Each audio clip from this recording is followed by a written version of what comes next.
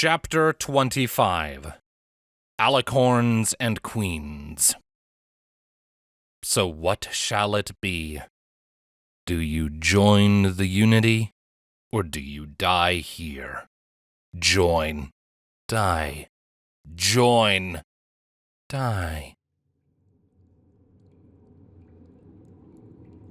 The subway was damp, cold, and full of mold. The tracks we followed were filled with constant caved-in sections and the twisted hulks that were once trains. Morbidly, each of those hulks was occupied by the skeletons of those who were down here when the world went to hell, right alongside their buddies who didn't have the good graces to die alongside them.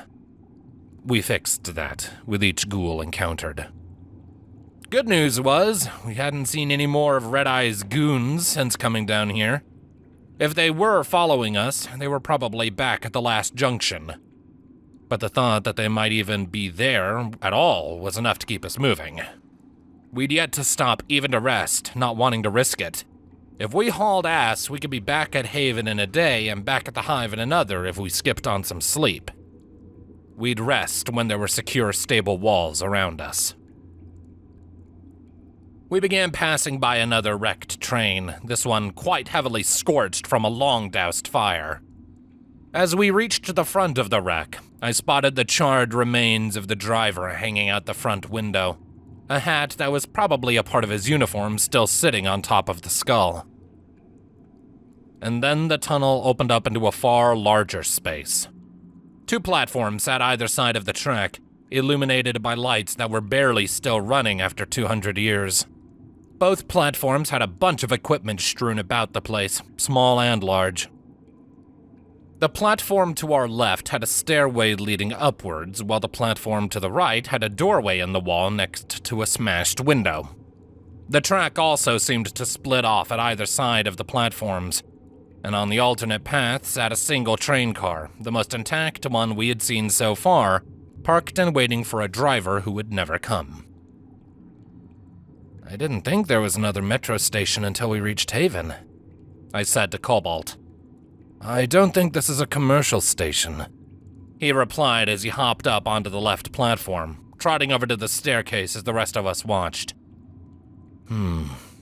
It's caved in further up, but it probably led to a small staff building on the side of the road.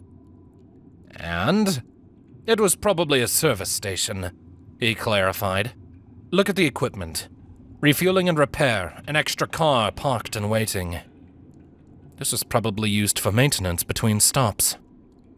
That made sense. I guess if a train car needed a bit of work done, they'd drop it off here and be on their way. It also looked undisturbed, so my scavenger senses were tingling. I hopped up onto the right platform. Let's take a look around. Might be some goodies for us to use. The others all followed me up, while Cobalt elected to rifle through the discarded equipment on his side of the station. On first glance, there didn't appear to be all that much. Plenty of scrap metal if I was still striving to collect that. I could tell some of the electrical components would probably have made a few caps back at absolutely everything. It was a shame I didn't have the room or time to collect some of it for later. I miss my wagon. Still, one thing that was immediately of note was the red bar, make that 2, coming from the other side of the door. I could already guess what they were. Instead of barging in, I motioned to the others to convey the danger, before drawing my pistol and creeping steadily toward the smashed window. Stripe, meanwhile, took up position by the door with Moonblossom drawing her knife, and Ultrix hiding behind some empty fuel barrels. At least I hoped they were empty, or that'd be some terrible cover. With everyone ready, I levitated up my pistol and peered in through the window. Oh, come on! What is with ferals and jump scares? Fortunately, when the ghoul had seen my face emerge and instantly jumped to tear it off, the zombie pony had also driven itself into the sizable glass shards lining the frame and skewered itself. But even though it was trapped for the moment, the feral ghoul was thrashing to break the glass and continue its lunge towards me, completely ignoring any injuries it was taking in the process. I lifted my gun and fired a round point blank into the ghoul's head, the blood emerging from the other end, spraying the opposite wall. Stripe kicked in the door, and after a single crack of her sniper, the second red bar blinked away. With Ultrix remaining outside, the three of us all piled in and examined the room. The other ghoul lay dead by an overturned chair next to a console filled with all kinds of knobs and buttons. There were a few other such consoles in the room, alongside some filing cabinets and 2 more doorways leading elsewhere. Beneath the window, where the first ghoul now lifelessly lay, was a desk with a tipped-over coffee mug reading, "Best Dad in Equestria." "Oh, come on! That was it?" Moonblossom complained. "I didn't even get a go." "Your thirst for another's blood is disturbing," Stripe scolded. "Hey, if it's a bad guy's blood, who cares?" the Pegasus retorted. "And is any pony gonna complain about fewer zombies in the world? It'd be better if blood needn't be shed at all." "Well, it does. It's the wasteland. Good thing you have me around, huh?" "Check the other doors."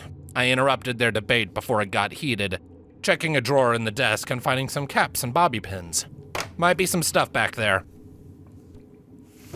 As they went to do that, I continued to go through the remaining drawers, finding nothing of particular use. There didn't seem to be much more than old junk around the room, aside from the few bits that were actually useful I'd already pilfered. So I went over to the door Moonblossom was trying to force open while Stripe had long entered the other. "Locked?" "I'm going to break the fucking thing," she muttered in annoyance. "Here, let me," I said, pulling out the same bobby pin I had just taken, as well as my screwdriver.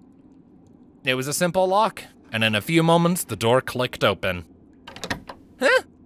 Not bad," she commented, pushing the door and entering the room. "Ooh, bathroom." It was quite small, but sizable enough that it accommodated a toilet and a sink. There was also a medical box on the wall. I moved to open it, finding the usual assortment and dumping them into my saddlebags.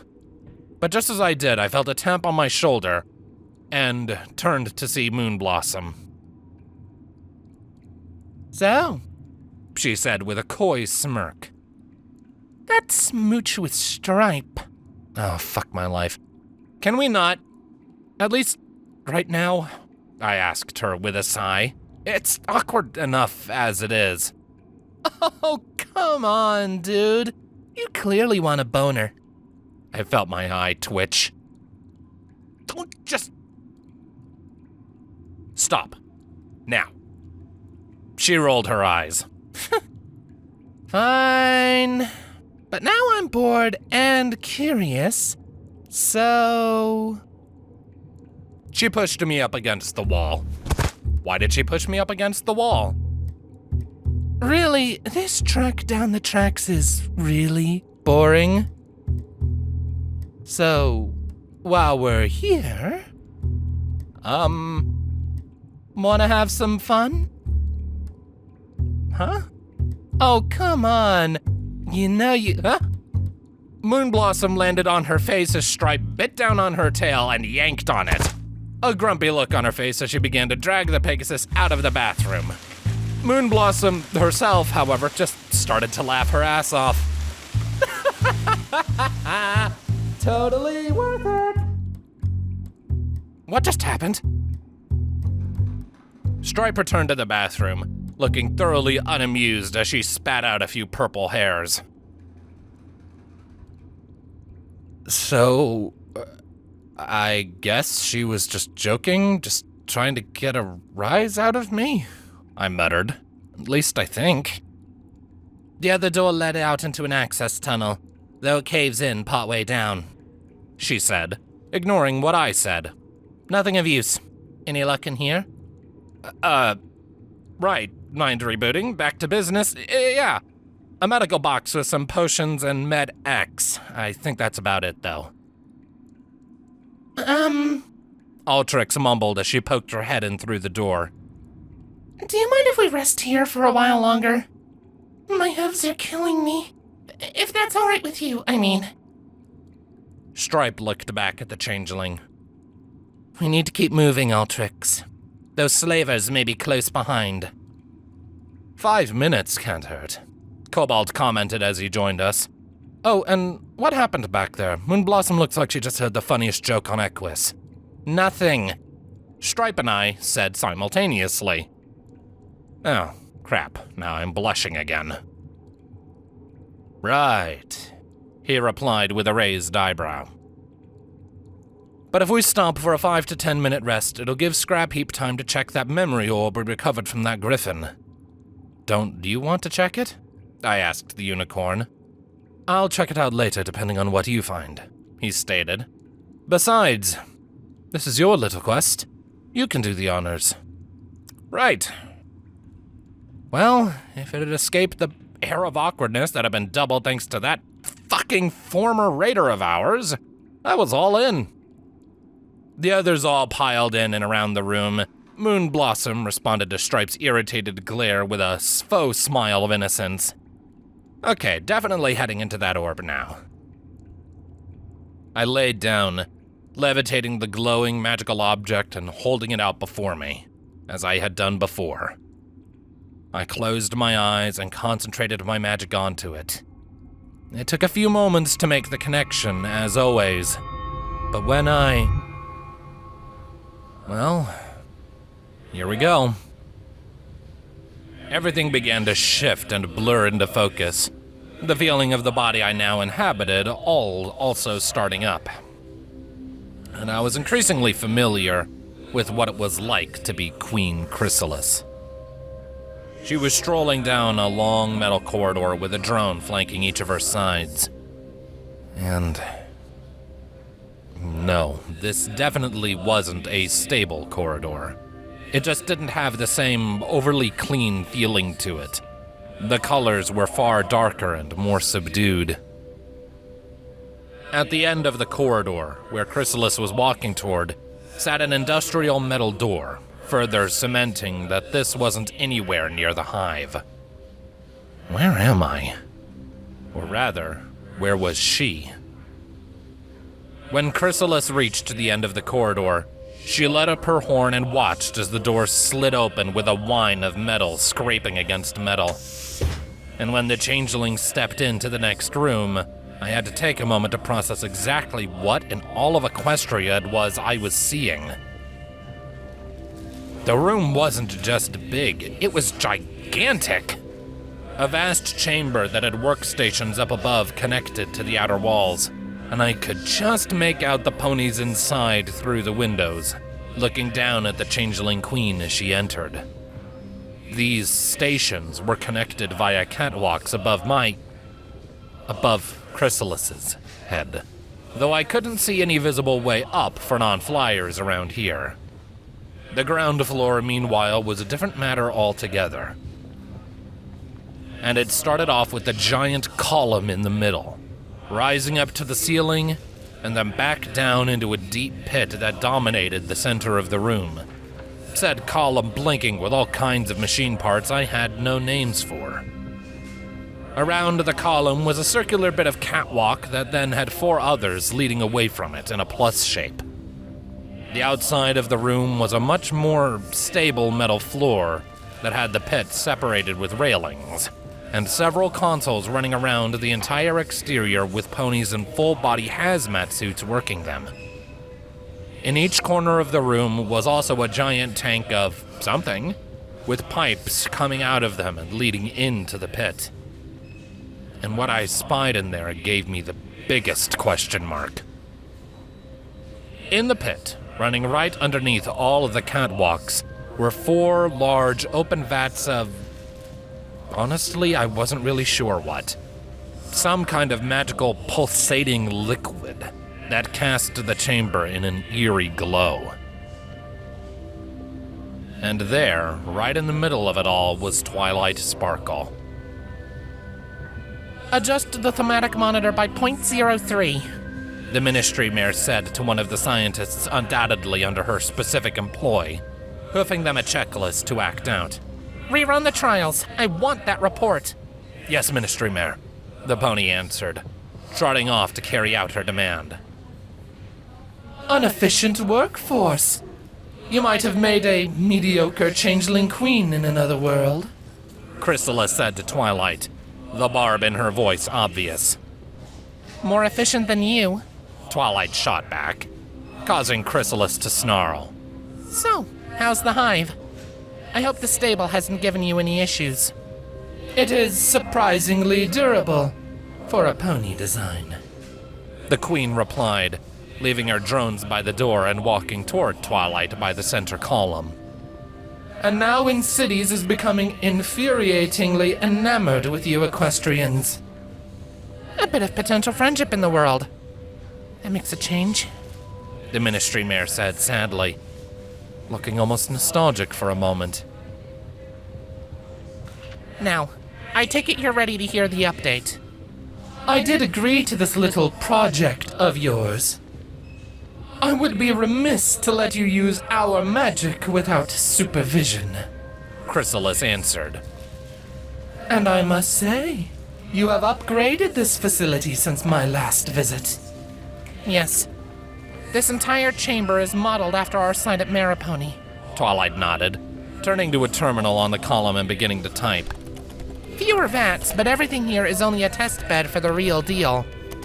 But first off, the Stealth Buck Mark IIB. Don't tell me that's its final name. We're thinking of the Change Buck when it's in full service. She explained. But for now, that's the project title. Here, why don't you have a look?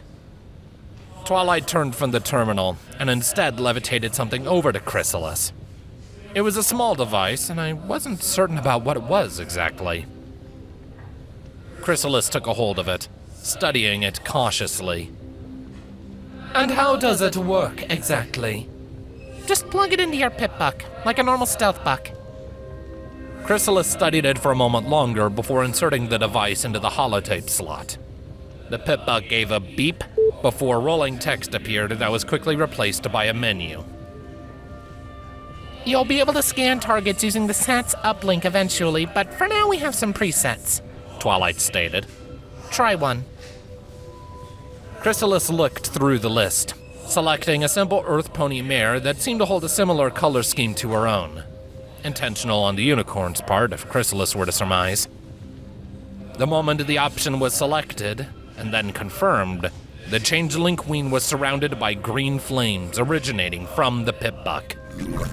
It was over in a moment, and I visibly saw Chrysalis shrink down to the Ministry Mayor's eye level through the queen's very own eyes. An adequate recreation, The pony mused. though the pip buck being visible may be of concern. Unfortunately, it has to be if you want to cancel the spell. Twilight replied. Though we may add an option to hide it from view if the user wishes, at which point they'll have to wait out the full hour. We're still working out the kinks.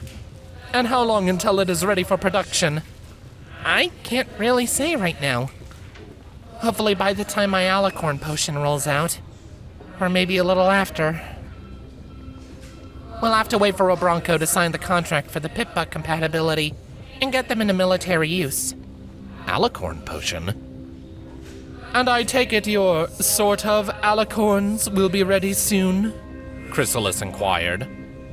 Now that I have a direct supply of flux, we've been making incredible progress. The Ministry Mayor said, though seemed visibly uneasy at the mention of the substance. And now that we're on the subject, Twilight pressed a key on the terminal and directed Chrysalis to take a look. this chamber was created to double our output and research for the alicorn potion. But it was built in this specific facility for another reason. Chrysalis regarded the unicorn with a cool glare. And what reason might that be? Our projections for the transformation process show that our chances of success are increasing, but the process for any pony would be lethally painful. I felt a small smirk cross the Queen's features. So in other words, your key to ending the war would die of agony during birth. Quite the design flaw. As I am aware, Twilight replied with an irritated tone. but as I just demonstrated with the new Stealth Buck Mark IIB, the process of changing for a pony is seamless, just as much as any changelings would be. And? And I think that changeling magic could be the key to solving that issue. Twilight concluded. One final ingredient. If we add changeling magic into the mix, specifically the part that facilitates your change of appearance, then we could make the transformation all but painless. Or at least not lethally so, if nothing else. So our magic is required to make your little taint solution work? That was not a part of our agreement. But this could end the war. Twilight stressed, a panicked look crossing her features.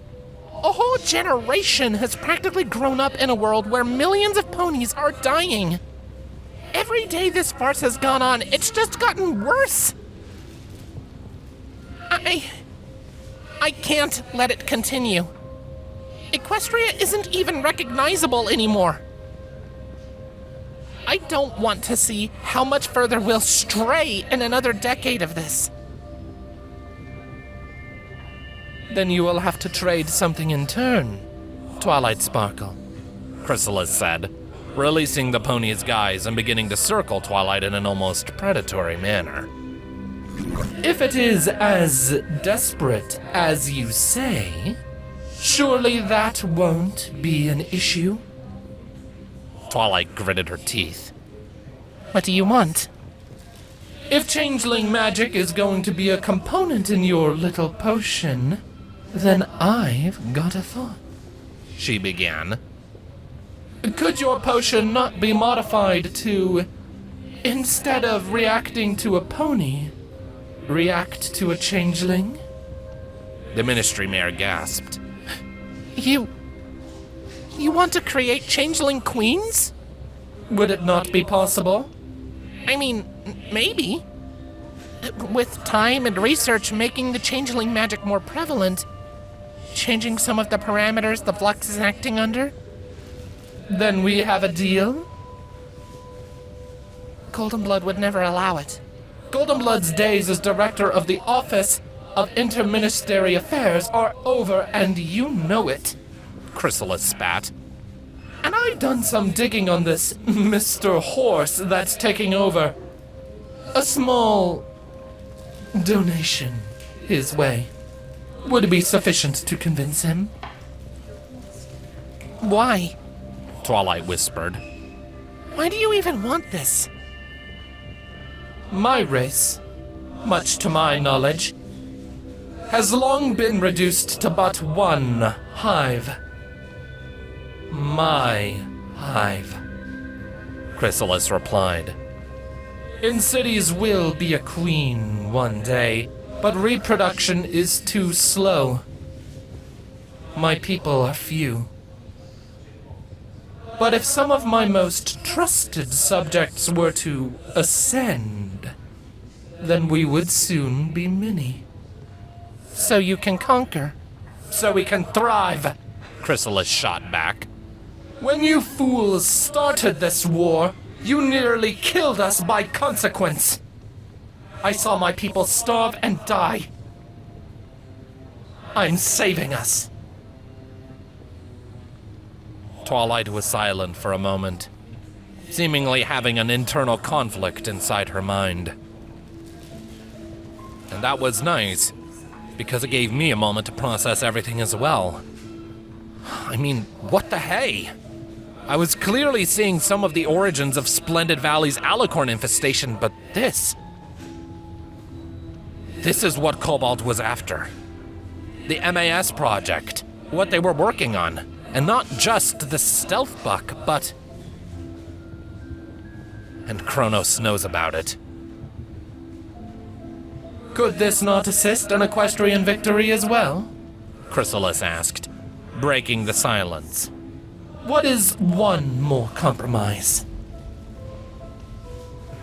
I've been asking that for years. Twilight muttered. I don't like the answer I've gotten time and again. Another moment of silence. But then the Ministry Mare sighed. Fine. Damn it, fine. She decided. It's a good thing we had this place built even more now. This is going to take a lot of recalculation. Our alicorns are still the priority, though. Do not misunderstand me. Clearly. The Queen replied. But I nevertheless look forward to seeing the result. Twilight, however, looked far less enthusiastic, a grim look on her face. She turned from Chrysalis and toward the glowing vats leaning up against the railing and staring down into the magical liquid below. Just one more step, Twilight. Chrysalis heard her mutter. It'll all be over soon. I emerged from the memory orb exactly where I'd entered it. My friends all relaxing as much as they could in the room beyond the bathroom. And my mind was racing. Twilight Sparkle created the alicorns? She also tried to make changeling queens? Did she succeed? Well, obviously not, or there would have been more than just in cities back at Stable 84. That memory must have been weeks or so before the bombs fell, at most, I'd think. I don't know. Still, they must have had at least started during that time if they finished up the so-called alicorn potion. Maybe that research still existed somewhere. Like, if Red Eye were to somehow find that facility Twilight Sparkle built, then... Oh, shit. The goddess. Fuck! I bolted from the bathroom, all but sliding into my friend, and I hoped the oh shit expression on my face was enough to convey just how much of an oh shit situation this was. Scrap Heap, what is it? What was on that orb? Cobalt asked, the first to rise on seeing me awake. Right, so, I know what Kronos is after, why they want changelings, I announced to them. Well, a goddess wants them for unity. They all glanced between one another. As far as anyone knows, only ponies can be turned into alicorns, Scrap. Cobalt refuted. Who said anything about alicorns? I said, holding out the memory orb to the curious unicorn. Suffice to say, when he too emerged from the memory, he was as frazzled as I was. I mean, this was huge. Like, really huge. The goddess and her alicorns had been terrorizing the wasteland since the bombs dropped. Doubly so when she made an alliance with Red Eye. And yet her numbers were always limited, and it'd be obvious whenever they were getting close to a settlement. But if she were to get changelings into their ranks, shape-shifting changelings, a whole hive of them, I didn't even want to think about how fucked we would all be. Our saving grace in our minds was that there was no way they could actually do it yet, as Cobalt saw fit to point out. If Twilight Sparkle never finished it, then they wouldn't be able to convert any of them. But if they somehow managed to finish it? After that, we didn't stop moving through the metro system until we were out of there. We had to warn in cities about what we had found. She had to see the memory. Were it ghouls or rad roaches, we stopped for nothing until we reached that metro tunnel and found ourselves back where we had encountered the ice ghouls. The entire station was pretty frozen over, even more so down the tunnel to the Crystal Empire.